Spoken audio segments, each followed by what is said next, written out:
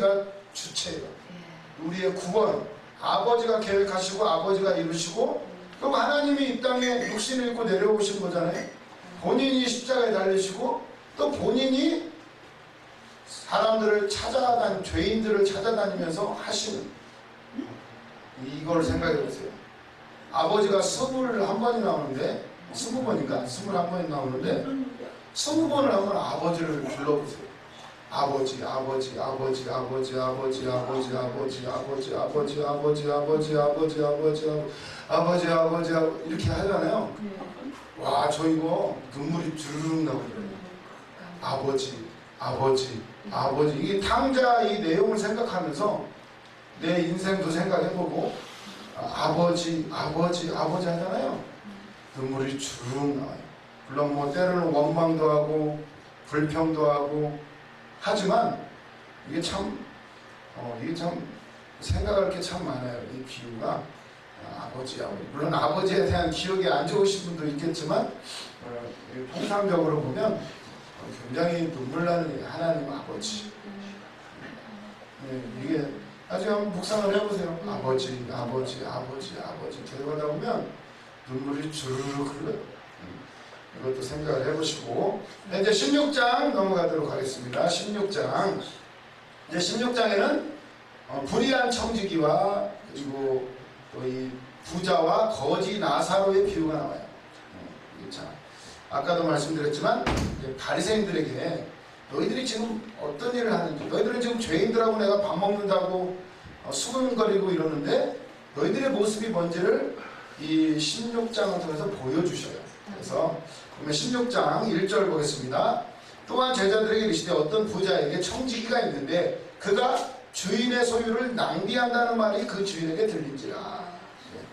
청지기가 있는데 주인이 있고 청지기가 있죠. 이 청지기가 주인의 소유를 낭비한다, 이 얘기를 막 사람들이 하는 거예요.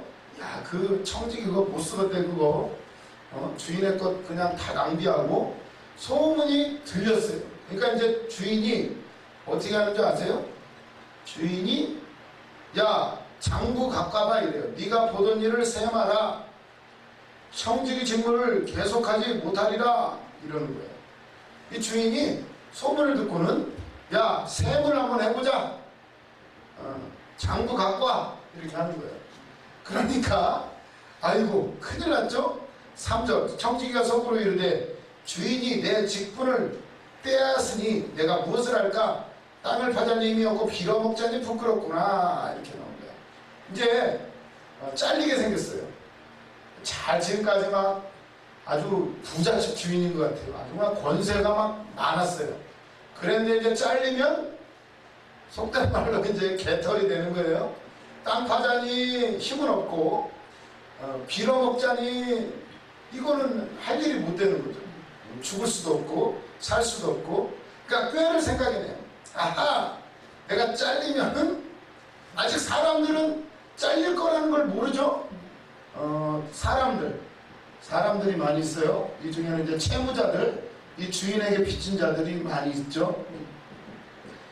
이 사람들이 이 사실을 못 잘릴 거라는 걸 모르니까 얘가 이제 인심을 얻으려고 사람들에게 인심을 많이 얻어가지고 나중에 잘리더라도 가서 이제 빌붙어서라도 어떻게든 빈대 붙으려고 이제 하는 거예요. 계획을 세우고는 이제 야, 주인이 야, 내가 힘 있을 때 너 도와줄게 이러면서, 야, 증서 갖고 와, 다 고쳐줄게 이러면서, 여기 너 얼마 빚졌지? 기름 100마리인데 야, 너 50만 반절 뚝 잘라서 고쳐주고, 그리고 또 여기 또 나오죠. 너는 얼마야? 밀 100석, 쌀 100가마인데 80가마만 갚어, 이러면서 사람들을 막 빚을 다 깎아준 거예요.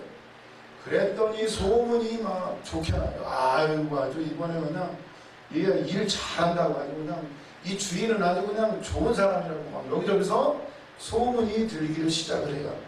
자르려고 그랬는데 어떻게 되나요? 주인이요, 8절에 보면 주인이 이 옳지 않은 청지기가 이를 지혜 있게 하였으므로 칭찬하였습니다. 아니 갑자기 자르려고 하다가 아, 칭찬했대요. 칭찬. 이게 비유가 말이 되나요? 왜 칭찬하지? 왜 칭찬해? 네? 왜 칭찬하는 거예요? 그래서 막 이게 학자들 사이에서는 논쟁이 많았어요. 이게 지금 칭찬하는 이유는 뭐냐? 도대체 이게 말이 되냐? 뭐 때문에 칭찬하는 거냐? 그래가지고 이제 역사적으로 보면은요, 그 당시 이제 원래 성경에서는 같은 이스라엘 백성들끼리 이자를 받으면 안 돼요. 고리대금 금지돼 있어요. 근데 사실 그게 지켜지나요? 안 지켜져요. 그러다 보니까 이 청지기가 그 말씀을 아주 이제 잘 지키기로 작정을 하고 이자를 다 없애버렸다는 거예요. 그러니까 결국은 하나님의 말씀을 지킨 것이 되는 것이고 그게 아주 지혜로운 일이어가지고 칭찬을 받았다. 이렇게 해석을 해요. 하는 사람들도 있어요. 근데 그 해석이 더 이상해. 아니 그럼 주인 자체가 그러면 아니 그러면 법대로 하지. 그런다고 가만두나요? 이 주인이 만약에 아주 고약한 주인이면 가만히 둬요? 불의한 청지 그렇지 않아도 자르려고 했는데 이런 짓거리를 해버리면 결국은 주인한테 손해가 가는 거죠. 봐줘요? 이거? 근데 왜 주인이 칭찬을 했다는 거예요? 왜 칭찬을 했나? 생각해 보신 적 있어요? 왜 칭찬했냐고.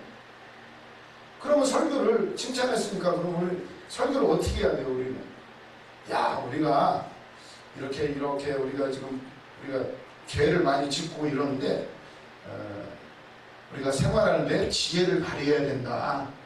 아주 조금 융통성 있게 살아야 된다. 이런 설교로 해야 되나요? 이것도 불의한 거 아닌가요? 이렇게 뭐 자기 마음대로 막 주인한테 손해가 가게. 그러니까 주인의 것을 낭비한다고 지금 잘리게 생겼는데 여기다가 더 지금 자기 마음대로 주인이 말하지도 않은데 자기가 다 깎아줘요? 빚을? 탕감을 다 해줘요? 더 불의한 거 아니에요? 근데 왜 칭찬해요? 더군다나 예수님은 뭐라고 말씀하셔요?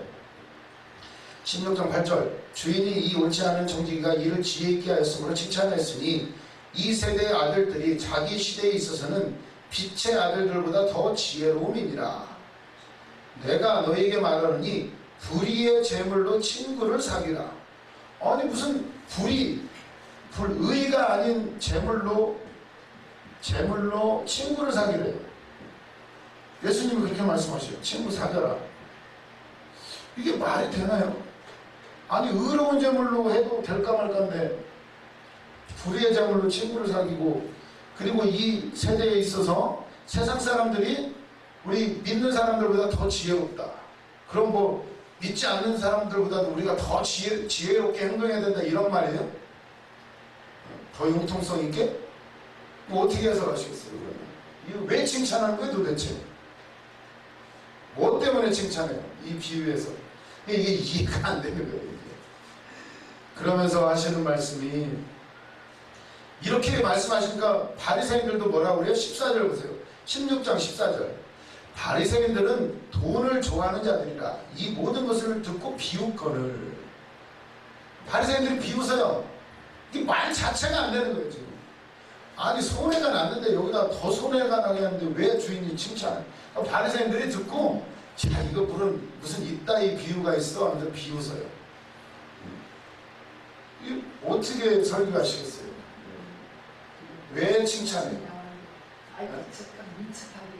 맞아요. 그거 민첩하게 행동했다. 그것도 어떤 학자도 그 말을 했어요.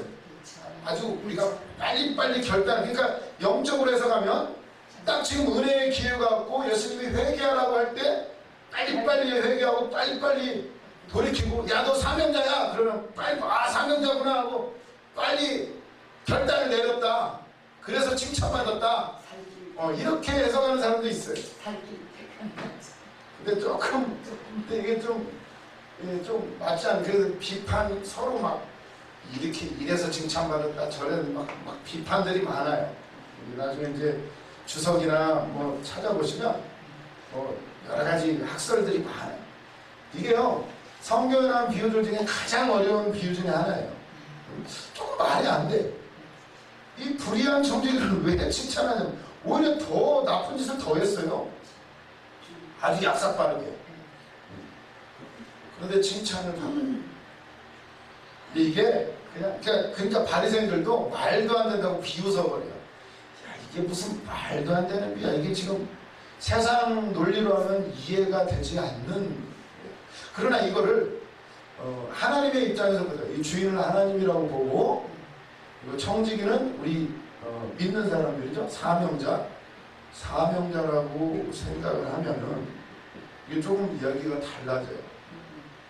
채무자들, 죄인들이라고 믿지 않는 사람들이라고 할 수도 있고 힘들어 문제가 있는 사람들, 믿지 않는 사람들 뭐 이런 식이 되겠죠. 사람들 문제 있어서 우리 사명자를 찾아가는 기도받으러 오는 사람들 뭐 이렇게 바꿔버리면 조금 얘기가 돼요. 여기서 이제 청지기가 낭비한다는 건 뭐가 되겠어요? 주인의 것을 가지고 낭비한다. 결국 우리에게 주신 건 다 하나님 거죠? 하나님 거.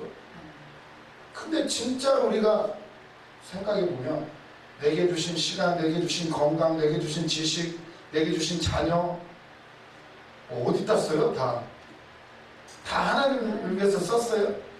자식도 어떻게 썼어요? 다 공부시켜가지고 과외시켜가지고 다 왜 그 짓을 해요? 왜? 하나님 앞에 쓰려고? 굉장히 보면요, 야, 내가 낭비하는 게 진짜 많은 거예요. 이런 입장에서 보면은 우리는 결국 다 낭비하고 있는 거예요. 주인이 부르는 거죠. 셈을 하겠다. 이 얘기는 어떤 얘기예요? 영적으로 치면 어떻게 보면 야, 너 이제 곧 죽는다.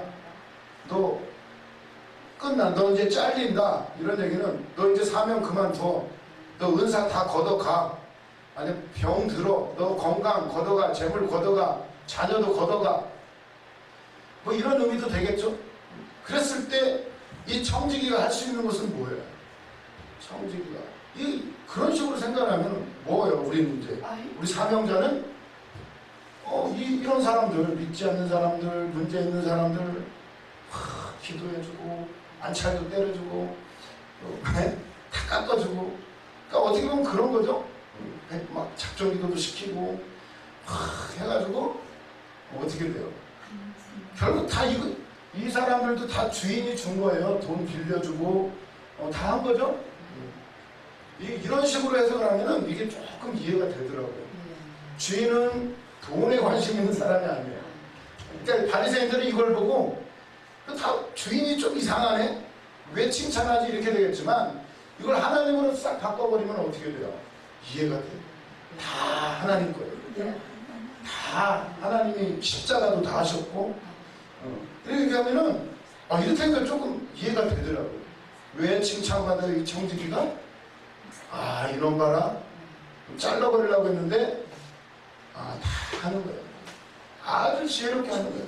결국 우리 것도 다 하나님 거고 저 사람들 것도 다 하나님 거고 다 하나님 거지만 내가 지금 이 직분을 맡고 있는 동안 할 수 있는 것은 이거는 땅을 파자니 힘이 없고 빌어먹자니 막 베푸는 거예요. 결국 우리가 있는 돈, 건강 다 하나님 거죠? 이거 가지고 뭐 내가 쓰나요?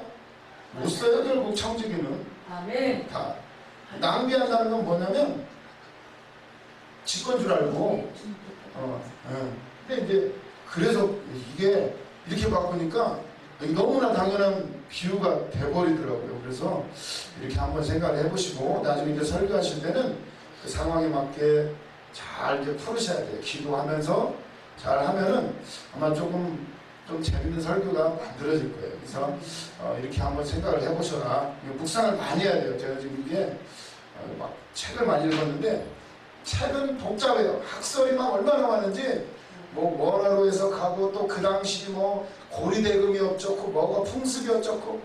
근데 결국은 이게 아구가 안 맞아요. 말이 안 되거든 이게. 왜 칭찬하냔 말이에요. 그래서 보면은 32페이지 32페이지 누가복음 16장 보세요. 불의한 청지기 1번 문제의 시작. 이 문제는 주인에게서 시작된 것이 아니라 청지기에게서 시작이 됐다. 그죠? 청지기가 낭비했습니까? 우리도 어때요? 죄가 어디에서 시작이 돼요? 불순종, 아담이 불순종하고 결국 내 안에 있는 그 옛사람 아담이 죄지음으로 모든 문제가 생기는 거죠. 하나님 왜 나한테는 이렇게 해요? 그게 사실은 다 청지기 문제예요. 그래서 어떻게 돼요? 결국 우리 하나님과 우리 사이의 관계는 결국 나한테 시작이 됐다. 여기서 3번에 주인의 반응은 불의한 청지기에게 갑작스럽게 일상의 종말이 다가온 것을 의미한다. 언젠가는 끝날 때가 있어요.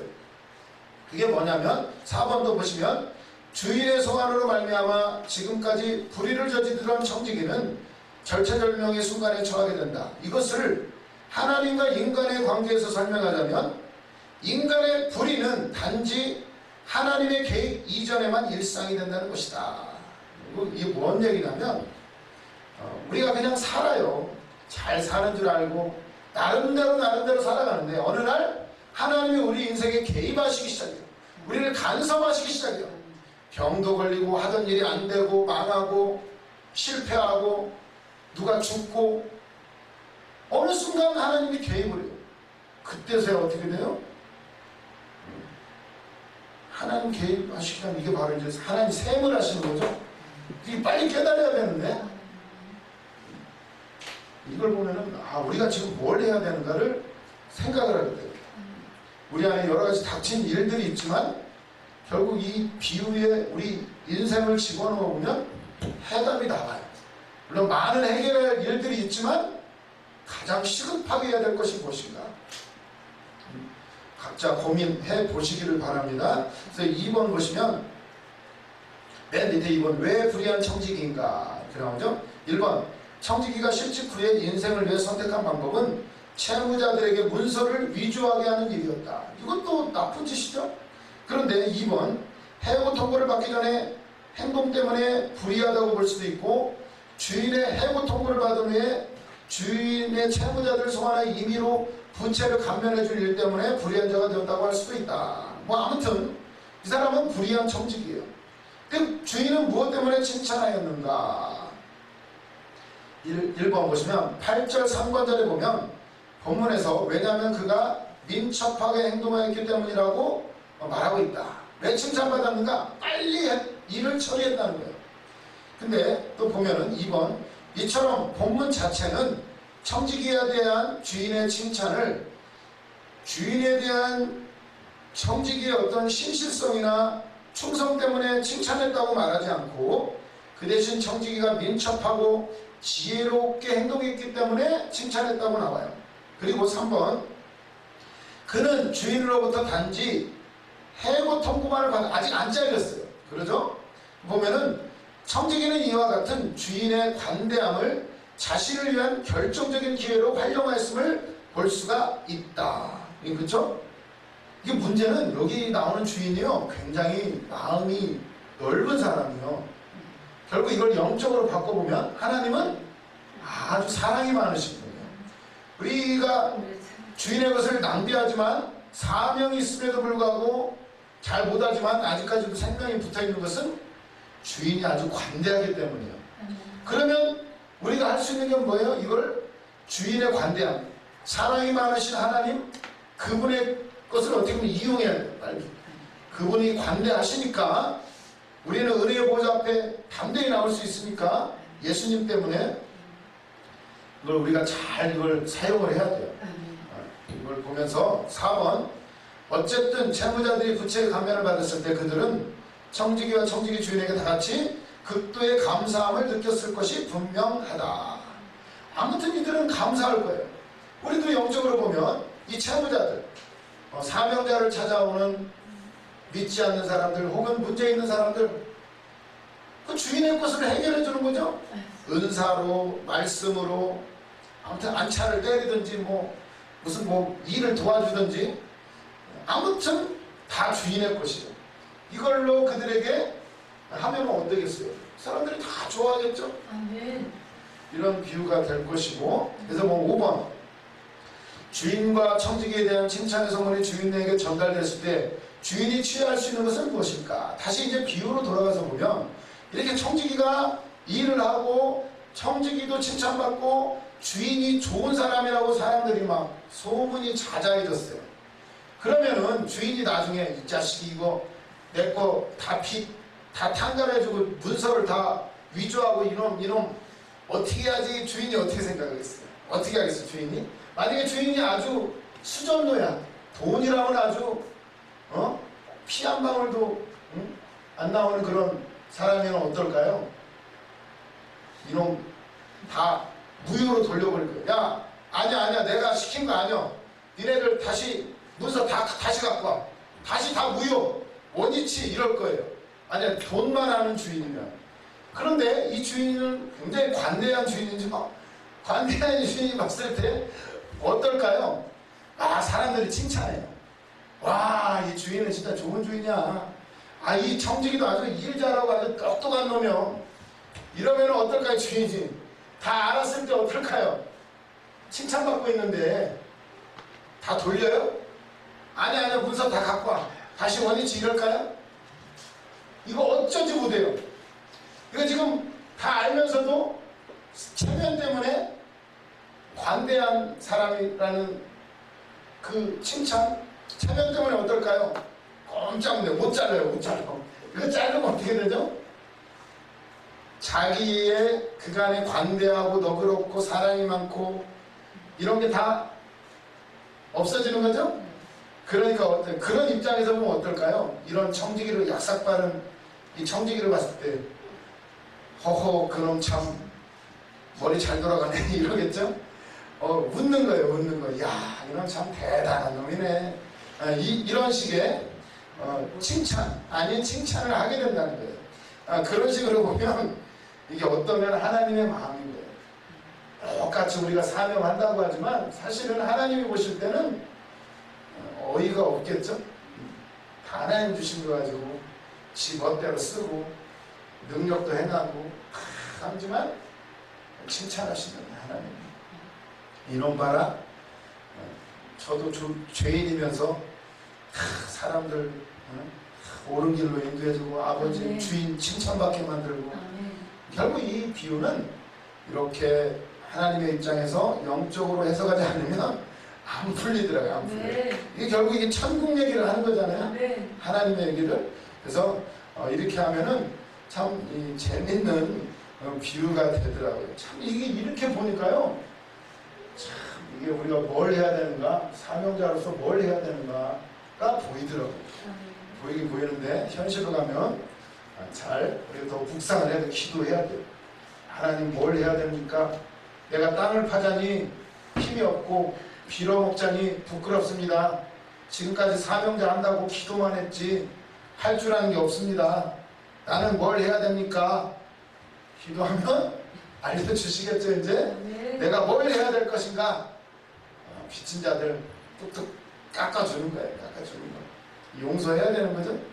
참 쉽지 않은 얘기인데 용서해주고 주인을 좋으신 주인으로 우리 하나님은 좋으신 분 이걸 드러내는 일을 하면 하나님이 우리를 보고 웃으실 거예요. 그럼 참 지혜롭다 이렇게 웃으실 거예요. 이런 걸 보면서 참 예수님의 비유는 얼마나 기가 막히게 비유죠. 근데 이게 바리새인들한테는 전혀 이상한 얘기가 되는 거예요. 비유서요. 보는 자는 보지 못할 것이요 듣는 자는 듣지 못할 것이다. 왜? 저들이 보고 듣고 회개하고 돌이키면 안 되니까 내가 가리워 놓겠다. 참 예수님은 이 말씀은 참 열어주지 아니하시면 열어지지 않아요. 그래서 15절에 보시면 16장 15절 예수께서 이르시되 너희는 사람 앞에서 스스로 옳다 하는 자들이나 너희 마음을 하나님께서 아시나니 사람 중에 높임을 받는 그것은 하나님 앞에 미움을 받는 것이니라. 율법과 선지자는 요한의 때까지요 그 후부터는 하나님 나라의 복음이 전파되어 사람마다 그리로 침입하느니라. 그러나 율법의 한 획이 떨어짐보다도 천지가 없어지기 쉬우리라. 무릇 자기 아내를 버리고 다른 데 장가드는 자도 가늠하며 무릇 버림당한 여자에게 장가드는 자도 가늠함이니라. 이렇게 말씀하시면서 지금은 은혜의 시대다. 그러지만 율법도 지켜라. 그러니까 그 율법도 지키라는 것이 완전히 변화되면 결국 하나님 말씀이 이루어진다. 너의 힘으로 하는 게 아니라 주님이 주시는 힘으로 하는 것이다. 이런 말씀을 이제 하시는 거예요. 그래서 이 비유의 메시지는 무엇인가 이렇게 나오죠.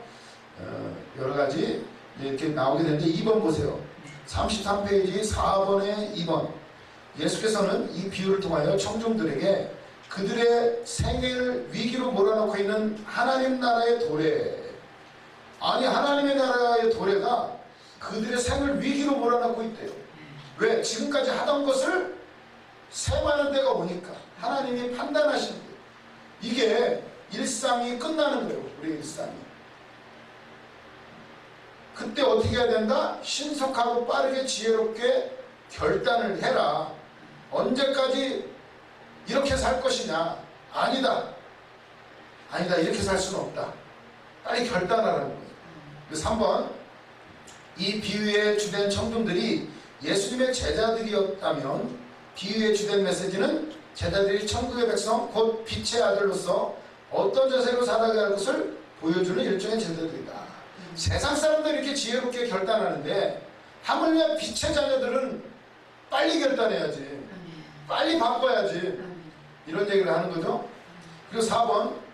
주인의 재물을 낭비할 만큼 재물의 노예가 되어 있던 청지기가 주인으로부터 자신의 생의 위기를 맞았을 때 재물을 아주 최고로 중요한 가치로 생각했던 이 청지기가 어떻게 돼요? 재물을 상대화시켰다. 재물이 첫째가 아니라 이제 누구를 본다? 주인을 바라본다. 뭐가 중요한지를 생각한다.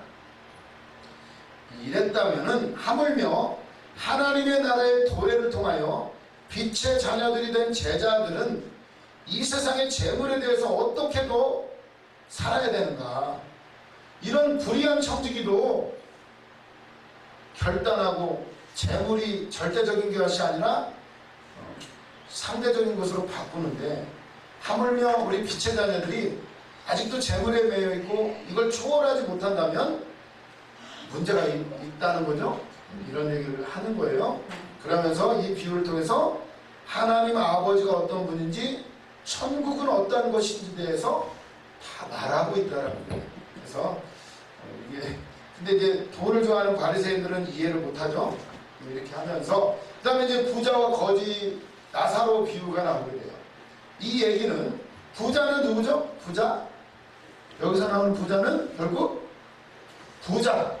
말씀 많이 알고 기도도 많이 하고 하나님이 어떤 분인지도 알고 다 아는 서기관과 바리새인들을 의미하게 돼요.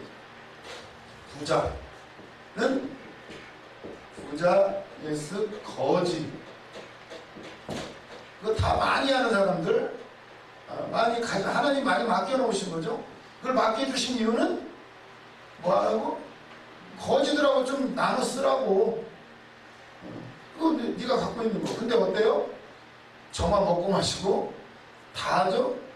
보면 19절에 보면 한 부자가 있어 자색옷과 고운 베옷을 입고 날마다 호화롭게 즐기더라. 그런데 나사로라 이름하는 한 거지가 헌대투성이로 그의 대문 앞에 버려진 채 그 부자의 상에서 떨어지는 것으로 배불리려 하며 심지어 개들이 와서 그 헌대를 핥더라. 이에 그 거지가 죽어 천사들에게 받들려 아브라함의 품에 들어가고 부자도 주고 장사되네, 이렇게 나오게 되죠. 이 얘기는 부자는 결국 그런 거예요. 이 얘기는 어떤 얘기예요? 그래서 참 재밌는 게 부자는 이름이 없어요. 거지는 이름이 있어요. 나사로. 살없잖아. 결국 천국에서 살게 되죠. 나사로. 거지는 이름이 있어요. 부자는 이름이 없어요. 이거 어차피 지옥 갈 거니까. 이름이 있음들 뭐예요? 나사로는 이름이 있어요. 이 얘기서 나사로의 뜻은 하나님이 도우신다. 하나님이 도우신다. 야, 이름도 좋아. 이게 하나님이 도우시는데 왜 거지로 살죠? 하나님이 도우셔요. 이름이 참 좋아요. 천국가요, 천국가. 아브라함의 품에 안겨서 영원한 슬픔이 없고 누려요. 근데 거지로 살았어요. 거지. 네. 보면 이런 묵상을 많이 해보세요. 보면은 결국 34페이지 3번에 2번 보세요. 부자와 거지 나사로 이렇게 나와있죠.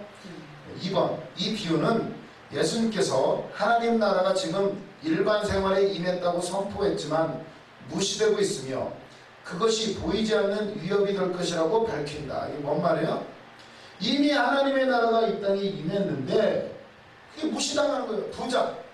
서기관과 바리새인들은요, 이미 예수님이 오셔가지고 천국 복음을 선포하고 있는데 무시당하고 있어요. 부자는 그런 거하고 상관없이 먹고 마시고 놀고 그러고 있어요.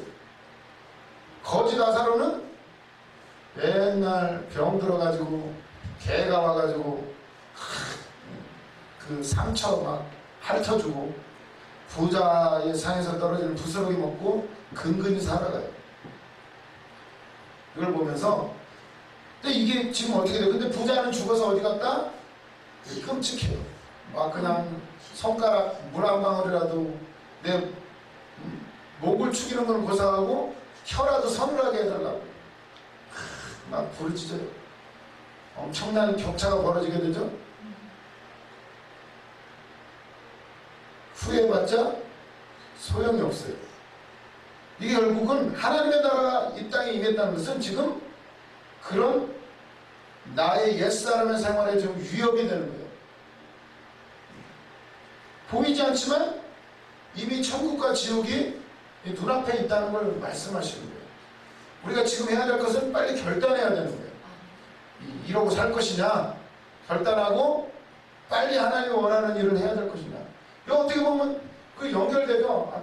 이전에 나온 비유 불의한 청지기 주인의 것을 낭비하는 거죠. 지금 주인을 위해서 써야 되는데 지 멋대로 지금 낭비하고 있는 거죠. 결국 그 결과는 불타는 지옥으로 가는 거예요. 그러니까 부자가 나중에 뭐라고 그러죠?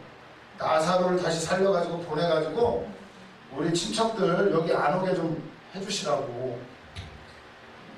그 정도로. 그런데 예수님 뭐라고 말씀하셔요? 이 비유에서 뭐라고 말씀하셔요?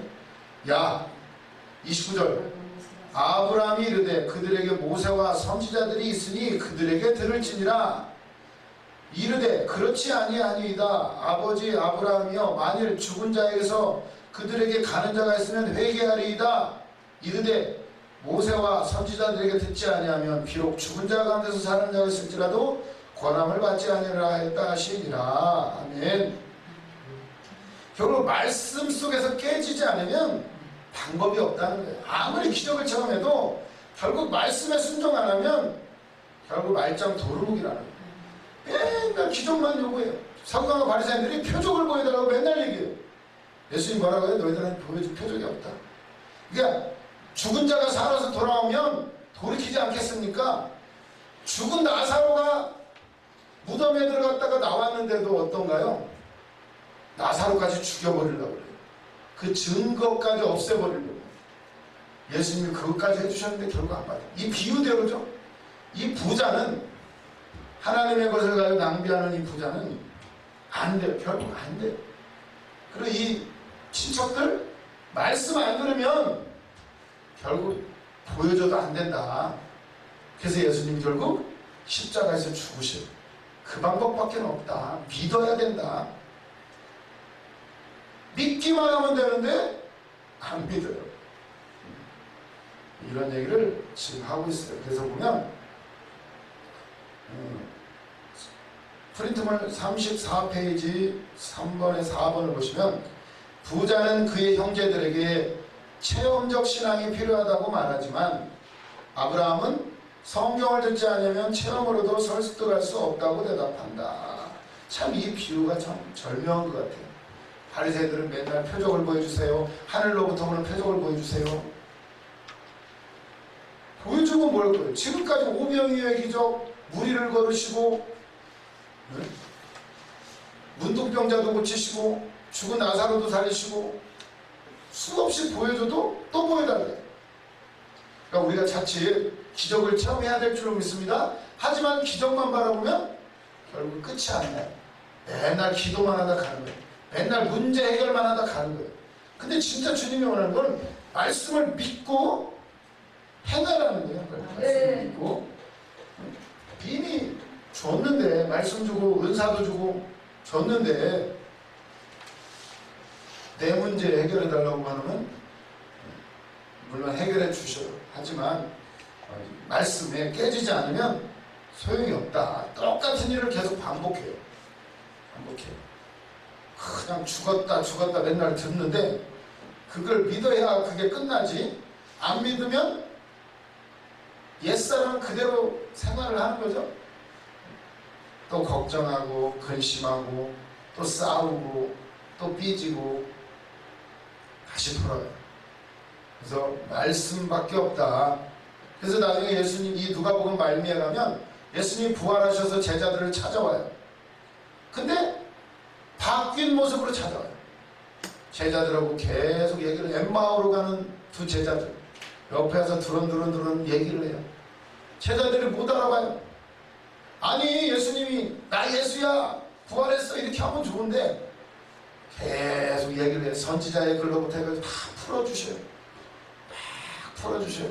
그리고 나는 방에 들어가가지고 떡을 떼서 먹을 때에 그들이 눈이 밝아져가지고 어머 예수님이네 하니까 예수님 뿅 하고 또 딴 데 가셔요. 그게 무슨 얘기예요? 말씀. 주님은 말씀으로 깨닫기를 원하셔요. 물론 기적을 우리에게 체험을 주시지만 그거는 일시적으로 끝나니까 영원한 말씀, 그걸 주시기를 원하셔서 그냥 엠마오라는 제자들 앞에서 이런저런 얘기를 다 해주셔요. 그런 걸 보면서 우리도 오늘 말씀으로 만나는 거 감사하시기를 바랍니다. 그래서 보면 5번도 보세요. 34페이지 3번에 5번. 하나님의 말씀이 유일하게 회개시키는 원천이다. 결국 우리 진정한 회개는요, 눈물만 흘리는 게 문제가 아니라 결국 말씀이 나를 찌르고, 스테반 집사님이 말씀 전할 때 막 저기 되죠? 끝난 건 알아요. 조금만 더 할게요. 6번. 회개. 결국 말씀 안에 이게 바뀌어야 돼요. 그게 진짜 회개예요. 6번. 표적을 구하는 것 자체가 회개하지 않는 증표라는 거예요. 믿음 없이 구실을 찾는 것에 불과하다. 뭐 보여주시면 어떻게 하겠습니다. 결국 그 구실에 불과하다는 거예요. 표적을 보여주시면 그게 아니라 그냥 믿으라는 거예요. 그리고 돌이키라는 거예요. 돌이키라는 거. 아무튼 결국 기도해야 돼요. 이게 그냥 말로 되는 게 아니라 맛봐야 돼. 그 깊은 세계 안에 환상을 보시건 뭘 보시건 아무튼 깊은 말씀, 묵상 깨닫고 진짜 믿음의 부자가 돼가지고 이 믿음의 거지들한테 나눠주시는 여러분들 다 되시기를 주님의 이름으로 축원합니다. 기도하고 마치도록 하겠습니다. 하나님 감사합니다. 오늘도 비유의 말씀을 통하여서 다시 한번 말씀을 생각해 봅니다. 이 말씀이 나의 말씀이 되게 하시고 이 말씀이 생명의 말씀이 되어 나를 영생으로 인도하시는 귀한 말씀, 또 많은 사람들에게 나눠주는 귀한 말씀들이 다 되게 하여 주시옵소서. 오늘 저녁에도 기도할 때에 하늘문을 활짝 열어주시고 은혜 위에 은혜를 더하여 주시옵소서. 믿사오며 감사드리며 예수님의 이름으로 기도드렸습니다. 아멘.